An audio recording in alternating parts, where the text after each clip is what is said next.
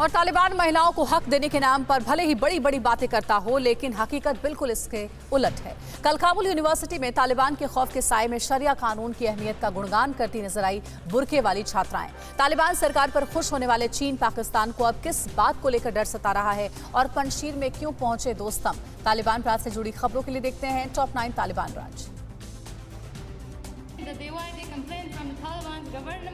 तालिबान राज में महिलाओं की क्या हालत है, ये काबुल यूनिवर्सिटी में कल हुए शरिया को लेकर एक सेमिनार का वीडियो है। शरिया कानून की अहमियत को बताने के लिए तालिबान ने ये प्रोग्राम करवाया था। इस कार्यक्रम में यूनिवर्सिटी में पढ़ने वाली युवतियां सर से पांव तक बुर्के से ढकी हुई थीं। युवतियों को शरिया कानून मानने के लिए शपथ भी दिलाई गई। इस्लाम और शरिया कानून की बात करने वाला तालिबान चीन में उइगर मुस्लिमों पर हो रहे अत्याचार के सवाल पर कोई सीधा जवाब नहीं दे पाया है। तालिबान के मीडिया सेल के हेड तारिक गजनीवाल ने कहा कि हमारी जिम्मेदारी अफगानिस्तान में रहने वाले मुस्लिमों की है। हम दूसरे देश के आंतरिक मामलों में दखल नहीं देते। इस मुद्दे पर हमारी कोई आधिकारिक राय नहीं है। महिलाओं के विरोध प्रदर्शन पर हुई फायरिंग पर तालिबान ने सफाई देते हुए कहा है कि एयरपोर्ट का रास्ता रोकने पर हालात कंट्रोल करने के लिए हवाई फायरिंग की गई थी। पत्रकारों की बेरहमी से पिटाई पर भी तालिबान ने कहा कि उस वक्त तालिबान की सरकार नहीं बनी थी। हो सकता है कि कुछ फ्रंट लाइन के लड़ाकों ने ऐसा किया होगा। काबुल की टोलो न्यूज ने बड़ा खुलासा करते हुए दावा किया है कि साल 2001 से लेकर 2021 तक अफगानिस्तान में 100 से ज्यादा पत्रकारों की जान चली गई। अफगानिस्तान के बैटलफील्ड में मारे गए पत्रकारों में 16 विदेशी पत्रकार भी शामिल हैं। पिछले करीब एक महीने में तालिबान के कब्जे के बाद भी कई पत्रकारों की हत्या हुई तो कई को तालिबान ने बेरहमी से पीटा है।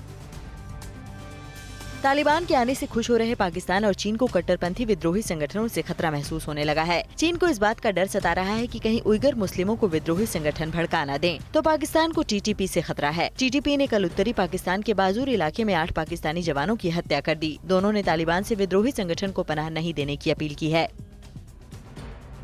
तालिबान की टेरर कैबिनेट में शामिल कई मोस्ट वांटेड आतंकियों के खिलाफ संयुक्त राष्ट्र सुरक्षा परिषद का शिकंजा कस सकता है। तालिबान की सरकार में पीएम मुल्ला हसन अखुंद समेत 17 मंत्री यूएन के आतंकियों की सूची में शामिल हैं। यूएनएससी नए 2593 प्रस्ताव के तहत आतंकी सूची में शामिल मंत्रियों को हटाने के लिए तालिबान को कह सकता है। सूत्रों के मुताबिक अफगानिस्तान की आर्मी के मार्शल रहे मोहम्मद दोस्तम तालिबान के खिलाफ जंग में अहमद मसूद के लड़ाकों की मदद के लिए पंजशीर पहुंच गए हैं। कहा जा रहा है कि अंद्राब में दोस्तम को पंजशीर के लड़ाकों के साथ देखा गया है। नॉर्दर्न अलायंस लगातार तालिबान के पंजशीर पर पूरे कब्जे के दावे को खारिज करता रहा है।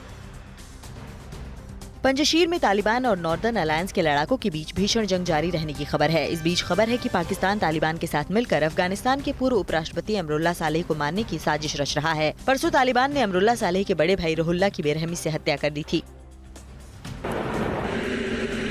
रूस ने पंजशीर में नॉर्दर्न अलायंस का साथ देने वाले ताजिकिस्तान को 12 बख्तरबंद गाड़ियों के साथ दूसरे सैन्य सामान भेजे हैं। रूसी रक्षा मंत्रालय ने कहा है कि तजाकिस्तान की दक्षिणी सीमा के पास बढ़ती अस्थिरता को देखते हुए हम सुरक्षा सुनिश्चित करने के लिए मिलकर काम कर रहे हैं। पंजशीर में ताजिकिस्तान की सेना के जवान भी मौजूद हैं।